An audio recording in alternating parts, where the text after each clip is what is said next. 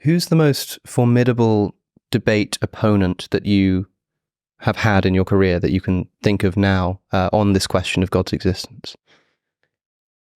I don't think there are any. Not that I'm formidable myself, but I don't think that there are any very good arguments. No point in a debate where you're sat there getting ready to get up and give your 10-minute rebuttal while they're speaking, writing your notes and thinking, oh gosh, what am I going to say to that? That's a fair point.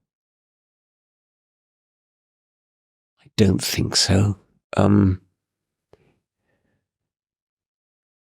I don't want to sound arrogant. It's not that I've got great points. It's just that I don't think there are any good points to be made. And maybe it's something about the debate format as well. You know, everybody's so prepared that Yes. you're rarely caught off guard. Yes. I mean, the sort of professional debaters on behalf of religion, people like William Craig, I've no time for him. I mean, he's got this sort of loud, rather pompous voice, and he says that's a premise 1, deduction 2, and things like that, and the audience, I suppose, is supposed to be impressed. I've had William Lane Craig twice on my podcast, and I always had a good experience with him. Having said that, I didn't debate him. I don't know what that would be like. It's something you're not interested in doing, debating William Lane Craig? Or having a conversation perhaps with William Lane Craig? I have done. I've vowed not to. I feel such contempt for him because of his, I don't know whether you've seen what he says about the Israelites slaughtering the Midianites, and I mean, instead of saying what any decent theologian would say, well, it never happened, and this is just an Old Testament story. He says, well, the Midianites had it coming because they were so sinful. And then if you worry about the Midianite children who had their brains beaten out of them, that's okay because they went straight to heaven. And that finished him off as far as I was concerned. Now, for me, I actually wrote a piece in the Guardian saying, well, I will never have anything to do with him. I can see why you might sort of look at something like that and say, that's an evil thing to think. That's an evil thing to say. I don't want to debate this person. A few moments ago, you told me that the idea of the New Testament in general about being born in sin and needing salvation is an evil idea. Yes. And yet, that's an idea that many of the opponents that you have spoken to will have believed. They believe evil things too. So why particularly with William Lane Craig do you have? It's a fair point. I think the thing is that the Christian theologians who take this seriously are honestly well-meaning. I mean, they believe in the God of love. They believe in Jesus as the Son of God of love, and so on. I think the sheer they would never have defended the slaughter of the Midianites and the Jebusites and things in the book of Joshua as somehow justified because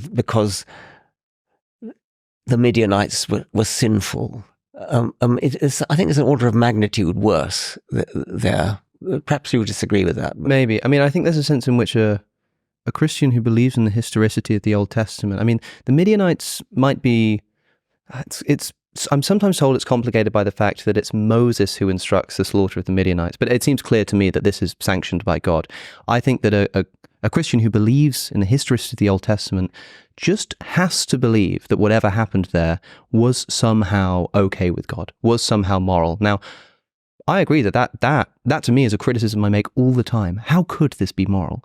But I also say, how could it be moral that God allows children to get cancer? How could it be moral that Yes. God, and I suppose the thing that I would say is that if you pressed a Christian, well, if there's a good God, why do children get cancer? They just have to say something like, there must be some reason for this. There must be some explanation. Yes, I suppose that if they really do if they really do believe the literal word of the Bible, but then that brings us back to fundamentalist creationists. I mean, even just in terms of why God would allow evil at all.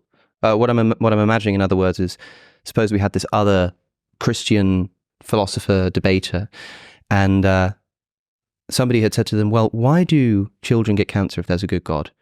And they said, look, if I believe in a good God, I have to believe that the children who die of cancer are going to heaven. I have to believe that there's some reason for the suffering that they're undergoing. Yes. Now, you could say, this person said that, kids who have cancer, they should be grateful because they're going straight to heaven. And there's some reason to give children cancer. That's despicable. I want nothing to do with this person. I'll never debate them.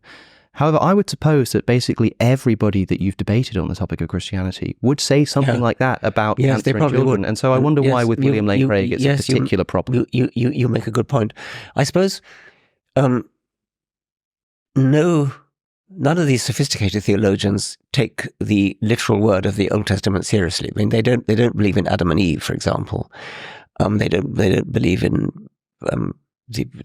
Therefore, why would you believe that the story of the Midianites is history? Why not just sort of say, well, this is some kind of tribal myth, and all sorts of tribes have these horrible. Well, I can keep up this God's advocate, if you like. I would say, in other words, I would answer that question with a Christian hat on by saying that the Bible is a collection of books rather than a book, and that book contains different genres. And that the genre of Genesis is something like poetry. Exactly. The genre of Numbers seems much more to be, at least intended to be, history, in a way that the genre of Paul is letters, it's epistles. Whether or not you think he actually even existed, I think Paul existed, just to be clear. But it doesn't really matter.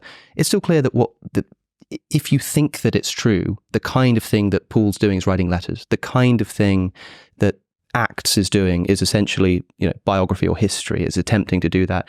It seems to me that where Numbers is very obviously trying to just recount historical events, Genesis seems a lot more allegorical to me. And so it doesn't seem inconsistent for me to say, well, of course I don't believe in Adam and Eve. I don't believe in the 7-day creation. But I do believe that there was a real slaughter of the Midianites by Moses and his armies.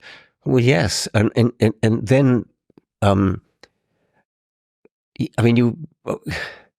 I don't think you should then go ahead to justify it, but by saying that they were sinful. I mean, I should have thought that the right and proper thing for a Christian to say is the slaughter of the Midianites is no more factual history than the story of Jupiter or Apollo, Thor with his hammer and things. These are tribal myths, which we can study as mythology. But why go out of your way to make it sound much more evil than it really is, by saying, well, the Midianites were sinful and their children were going to heaven anyway? It's somehow, I just find it more appalling. Perhaps I'm wrong, but I find it sort of appalling that you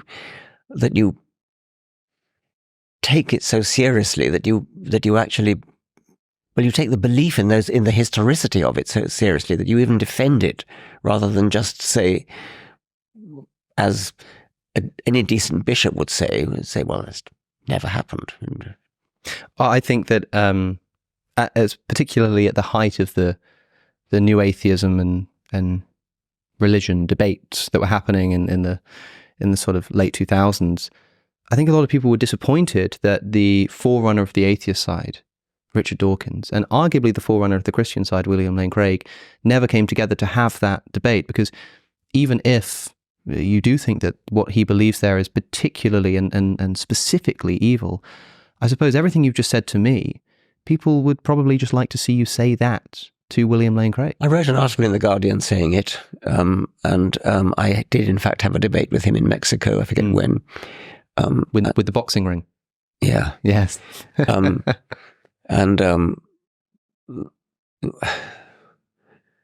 I just no desire to I don't respect him. I find his manner pompous, and I just don't want to be in the same room as him, really. Well, in the interest of diplomacy, I will offer no further comment, except that that's certainly not my experience with the man. But okay, I imagine that we've had very different interactions with him in the past. Let's put it that way.